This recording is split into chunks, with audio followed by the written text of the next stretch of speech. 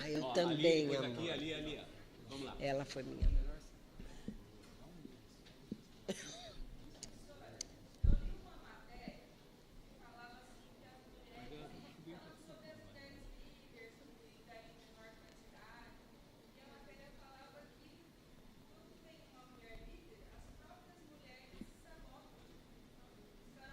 Sabe que você tocou num ponto que eu sempre bato muito esse ponto. Quantas vezes as alunas em sala me perguntavam, faziam essa pergunta? O que eu sinto muito nas mulheres é que os homens eles são muito cúmplices. Mesmo porque, como eles escreveram a história, ela está escrita, ela não é folclore, ela está escrita, os homens se articulam de uma maneira que eles são cúmplices. Então, se você tem um bloquinho de 10 homens conversando sobre a empresa e um vai embora, eles continuam falando sobre a empresa. As mulheres, infelizmente, ainda não desenvolveram a natural e necessária cumplicidade. Então, se tem um bloquinho de 10 mulheres falando sobre a empresa e uma sai, pobre dessa que saiu. É o assunto, né? Então, isso.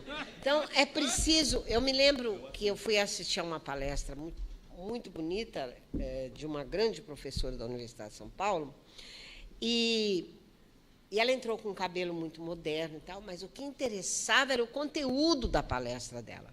Só que as duas moças, que deviam ser também doutorandas ou mestrandas, no lugar de prestar atenção no conteúdo, que era belíssimo, elas ficaram falando, olha o sapato da megera, olha o jeito que ela fez agora o cabelo, eu só quero saber... Aí eu ficava pensando, meu Deus, mas por que a mulher faz isso?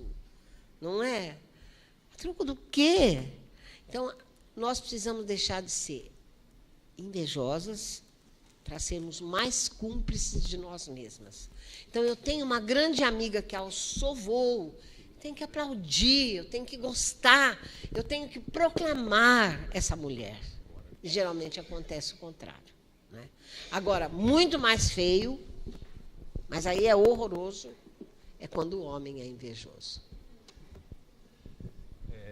Espera um pouquinho, só que ele estava na frente. Maravilha as duas perguntas dela. É? Pode dar 2 livros para Pode ela. dar 2 livros. Ó, estou dando os 2 livros, mas não são 2 livros para você. É para você e para alguém que está em seu entorno. Isso. Não é para levar embora os 2, não. Um é teu, outro é de algum outro aluno. Isso, você dá de presente. Toma, para alguém que está no seu entorno, para alguém que você conheça, que esteja aí. Quem lá em cima. Lá em cima. Só uma observaçãozinha, aproveitando a tua pergunta. Normalmente, quando as mulheres ascendem o poder, que passam a ser presidente de uma empresa ou coisa parecida, e que elas são reconhecidas, a forma como as pessoas se reportam é assim, ó, ela é tão boa que parece um homem. Vê Não se é isso? pode, hein? Ela é tão boa que parece um homem. Ô, minha linda, que E, bom te rever. infelizmente, essa é a realidade. É isso que eu estava chamando de cultura. Para isso mudar, demanda muito tempo.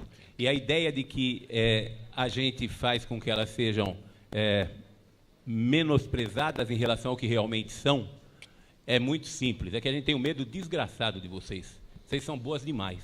E como vocês são boas demais, nós temos medo. Quem a gente tem medo, a gente pega e tenta reduzir. É por isso que é tão forte isso que a Dete está falando aqui. Ele tinha pedido antes, depois tem 2 aqui, depois vai para você. Boa noite.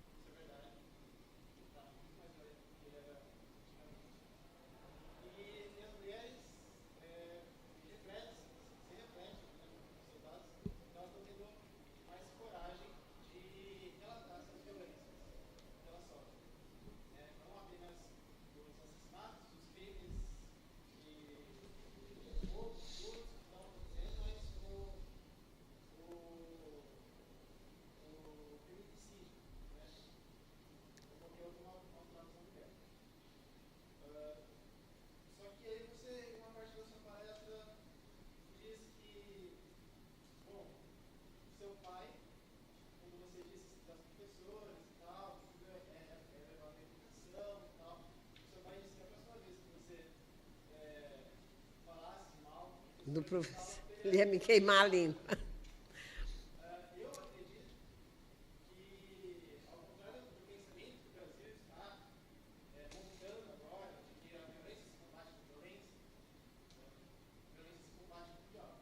Lógico.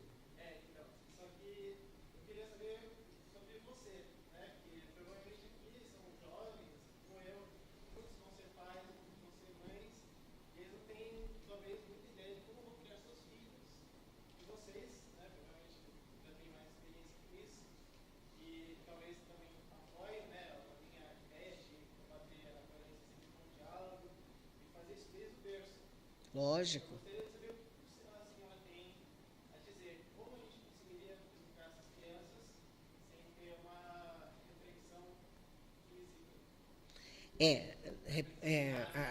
A violência física jamais, né? Eu fui educadora de crianças também. Eu contei aqui no período da manhã que eu fui diretora de um colégio e, como eu sofria muito no colégio, um amigo foi me dizer: Dete, é o seguinte, o ITO foi dirigido por militares, depois dos militares foram só homens que dirigiram. Nós aqui não acreditamos que uma mulher dirija uma escola como essa, com 8.000 alunos. Eu acho que você conversa muito com os alunos, você não castiga, você tem um arsenal de brinquedos aí para as crianças que você conta história no lugar de mandar para casa. E nós queremos pedir que você tenha mão de ferro aqui, porque o ITO está acostumado com essa mão de ferro. E aí que eu dou a minha resposta para você. Eu disse para ele: eu não posso ter mão de ferro, porque não é da minha natureza. Eu fui criada entre algodões. E não faz parte da minha filosofia, da minha natureza. Então, eu acredito ainda que a solução está na família e na escola. Pais bem preparados e professores bem preparados.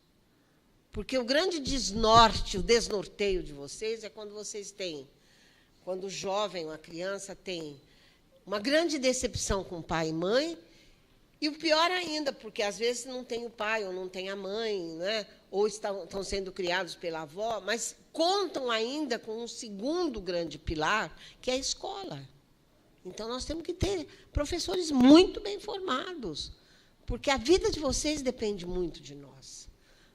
Depende muito de nós. Vocês não podem avaliar. Eu sei o quanto a minha vida dependeu dos meus professores. E nossa, mas como eu venero esses professores. Então, eu acho que são esses dois caminhos, é família e escola. E eu tenho, por exemplo, o Unifiel como uma referência. Não só pelo respeito que eles sempre tiveram com os alunos, mas o meu crescimento aqui dentro, né? Porque eu tinha que estudar muito, porque eles queriam aulas de primeira qualidade, e eu não parava nunca de estudar, e sempre imbuída disso. A formação do jovem depende do pai, da mãe, da família que ele tem e dos professores que eles têm. Isso é fundamental na nossa vida. É o que vai poder mudar. Um ou dois? Vai um ou dois? Pode dar dois. Pode dar dois? Pode dar dois. Lá em cima.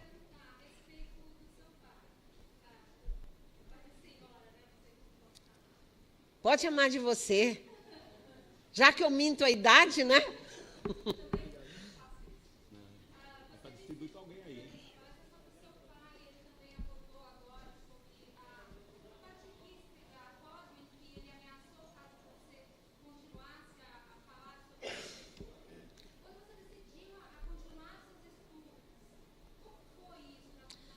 Olha, imagina, foi um choque.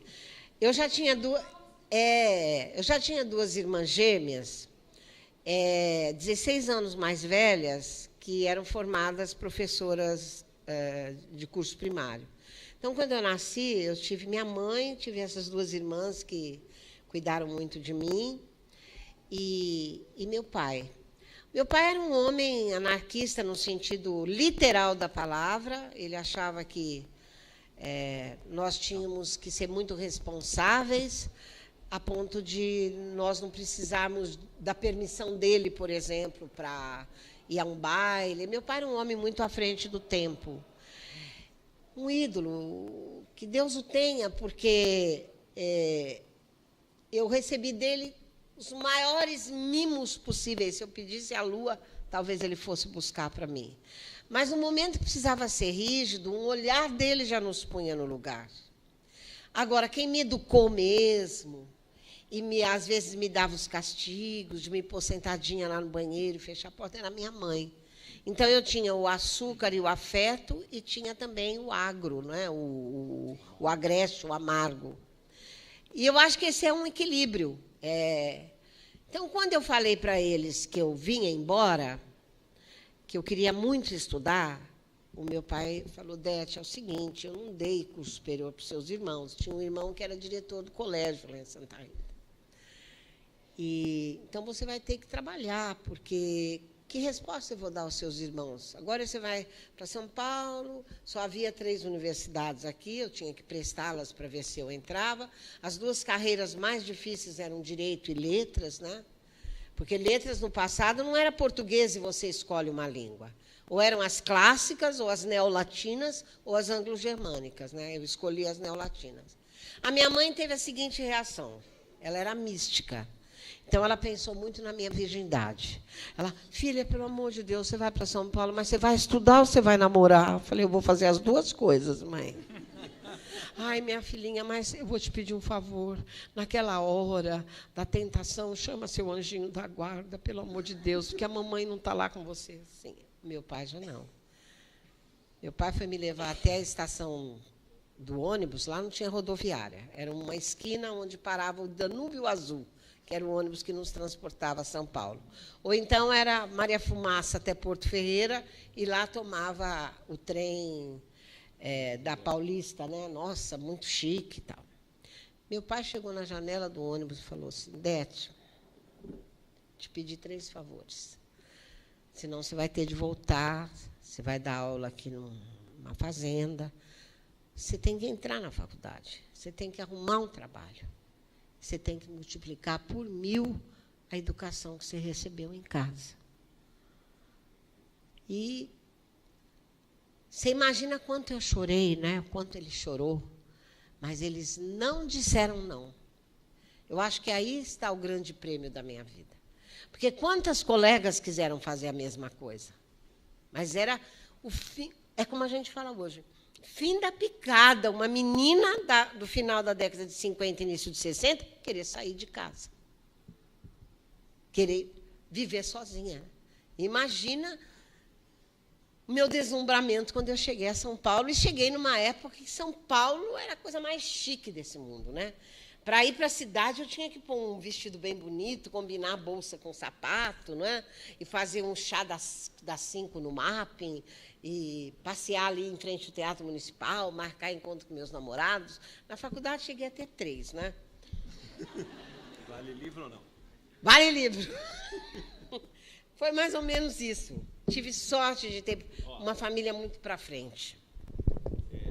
Nós temos um horário, então a Dete ainda vai dar os autógrafos. Nós temos aqui, alguém ali tinha me pedido. Ó, levanta aqui quem a gente já tinha falado, não dá para se inscrever mais, porque senão a gente não termina. Tem uma aqui, tem outro ali, ali ela tinha me pedido também. 1, 2, 3, 4.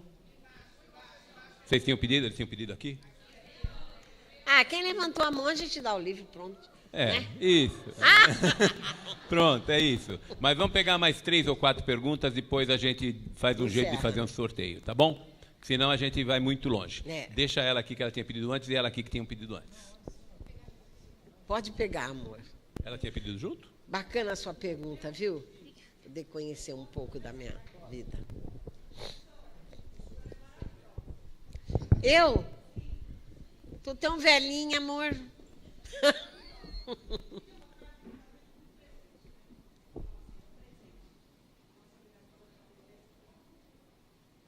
Fala mais alto, por favor. Nossa.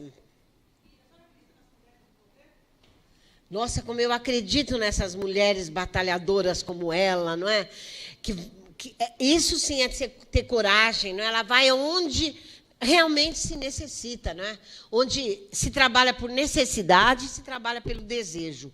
Ali ela é marxista e ela é freudiana. Então, nossa, eu sou assim fã, eu quero tanto que se encontre o que se fez para essa moça e por que se fez isso para essa mulher, que é um paradigma, um ícone na nossa história, né, feminina.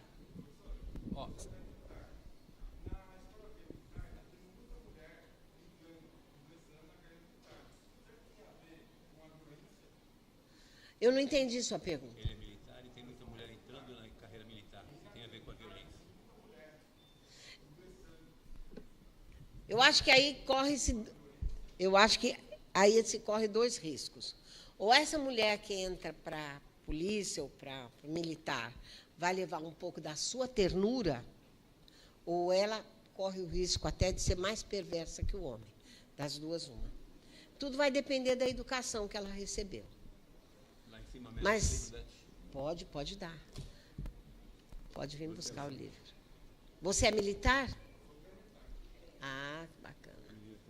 Não, ó, a ordem, eu sei que o Pilão está ganhando, mas é o seguinte, ó. Ele falou, ele está na terceira fileira de cima para baixo, ele vai falar aqui que é na primeira, a gente vem descendo e todo mundo vai perguntando. Você que está na última de camiseta azul aí, isso. E como você é bonito, hein? Nossa, olha, se eu desse aula para você, o meu problema aqui na Fiel, o Goiânia dava aula para os meninos, falava, os bonitos da sala, se esparramem para que eu possa andar para olhar para todo lado.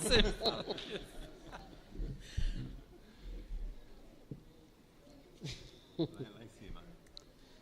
Pois não.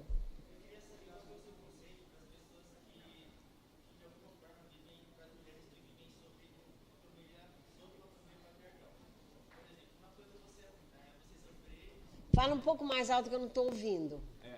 Começa tudo de novo. E fala alto.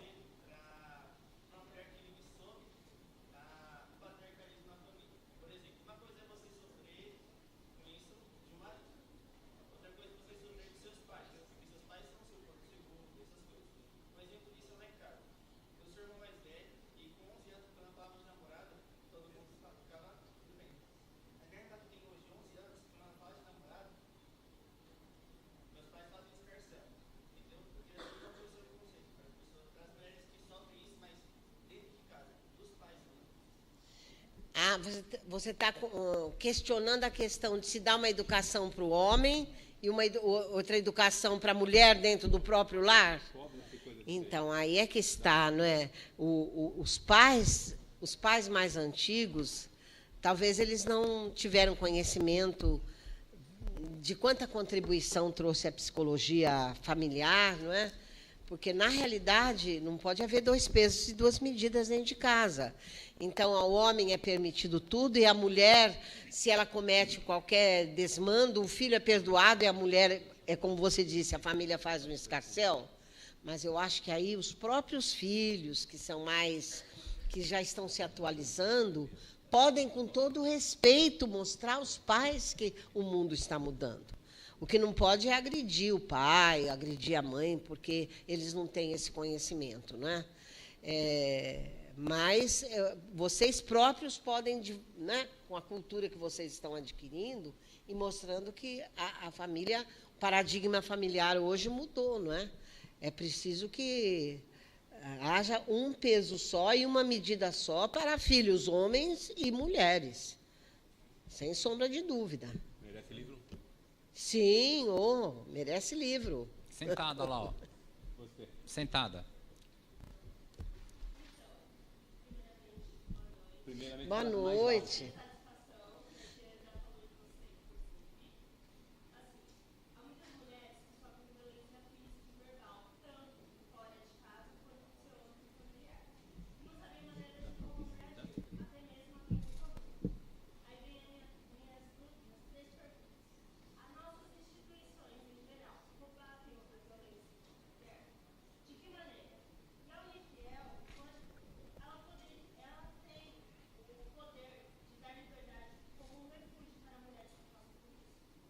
Ah, mas sem sombra. Olha, eu vou responder pela minha cadeira, que é a cadeira de português, de letras, né?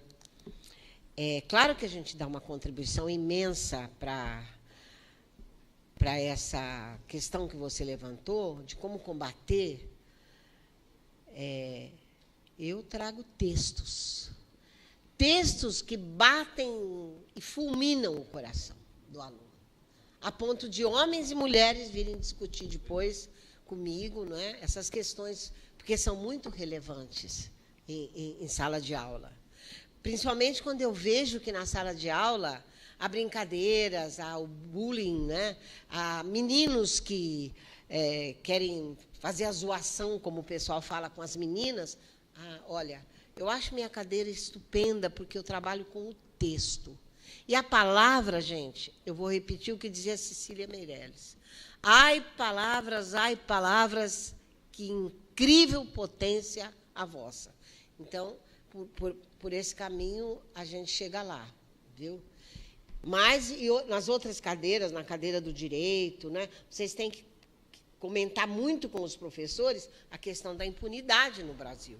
Porque existe a Maria da Penha, a lei, mas eu pergunto que homem respeita essa lei? Não é? Então, como que nós podemos contestar? Olha, esperança na instituição que você estuda, porque a esperança é a asa benéfica aliás, a utopia é a asa benéfica da esperança, viu? Vale livro? Boa, se vale. Boa noite.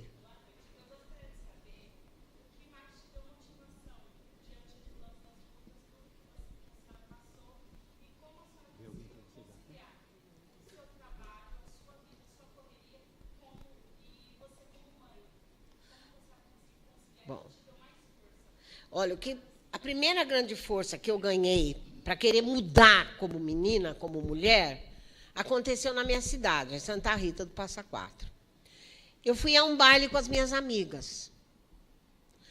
Chegou na porta do baile, era um baile na sociedade mais chique de Santa Rita, que era dos fazendeiros. Porque a minha terra não tinha muito comércio, pouquíssimo, nenhuma indústria, mas era cercada de fazendas por todos os lados, né?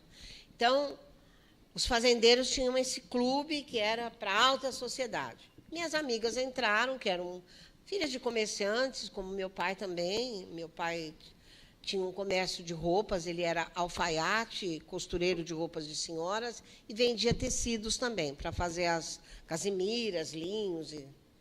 Mas era um homem lutador, um homem que até dizia para nós, pode faltar até comida em casa, mas o livro não, né? O italiano. E eles não me deixaram entrar. Aí as minhas amigas entram e lá de dentro do clube, elas falam, Dete. Eu falo, por que o senhor não quer que eu entre? Porque o seu pai não é sócio. Eu falei, mas o pai da minha amiga ali também não é sócio. Mas o seu pai não tem fazenda. Eu falei, não, ele tem muitas fazendas. Tem Tweed, tem Casimira, tem linho, né? Ainda fiz uma brincadeira. Não, mas você não pode entrar. É evidente que eu subi, gente, para minha casa, acho que tinha uns 10 quarteirões, 10h30 da noite, porque os bailes começavam às 10, me moendo de lágrimas. E eu perguntava para mim, que pífia criatura eu sou, que eu não posso entrar num baile tão bonitinha como eu estou, 15 anos, 16, cheia de sonhos. Nunca me esqueço que pai e mãe estavam ouvindo a Rádio Nacional no quarto, eu bati em lágrimas. Meu pai, que é isso? Eu falei, não podia entrar, pai. Não me deixaram entrar, porque o senhor não é sócio. Meu pai levantou, falou, me espera ali. Tirou o pijama, botou a melhor fatiota dele, me pegou pela mão e falou, vamos ver se você não vai entrar. E, claro, né, ele foi lá e falou, por que minha filha não pode entrar? Senhor Jareta, é o seguinte, aqui ela é estudiosa, ela é uma boa aluna, ela é uma boa filha, ela é uma menina íntegra, ela faz parte do time de basquete, ela traz bandeiras para Santa Rita. Qual o problema dela não poder entrar? Mas se o segundo...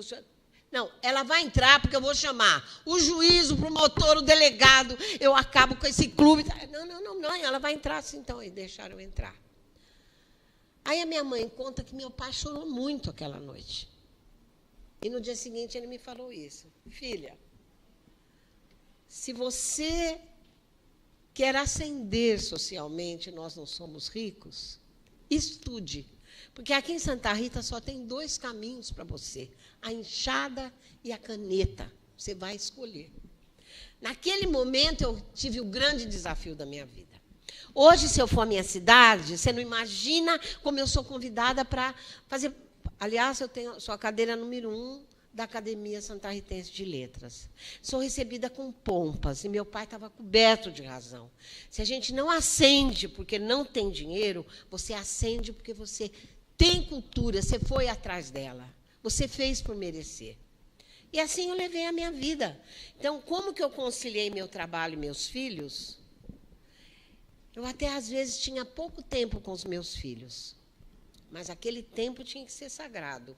Até hoje eles falam, mãe, a gente não esquece as histórias que a senhora contava dos mitos, nós não esquecemos das histórias que a senhora contava do tempo dos seus avós, como que era a sua criação. Eu queria ter o melhor convívio com meus filhos, porque eu passava 12 horas do meu dia nas escolas. Trabalhava manhã, tarde, vespertino e noite, almoçava, jantava com eles, à noite tomava lição dos meninos, né? Principalmente do filho, porque a filha mais velha foi muito estudiosa. Ela faleceu. Ela era filósofa. A mais nova também estudou aqui na Fiel, mas o menino... Quando ele chegava com 5 em casa, ele falava, mãe, eu tirei um notão. Falava, chegou no 7? Não, 5 em cima, não é? Então, esse eu tinha que estudar com ele, tomar as lições, né? Então, é possível você ser uma mãe presente. Você tem que ter só uma coisa no seu coração. Amor. Amor. Fazer com amor. Vale 3 vezes? Vale 3. Eles sentem. Aí em cima alguém vai perguntar alguma coisa, vamos descendo aqui, ó, do lado de cá.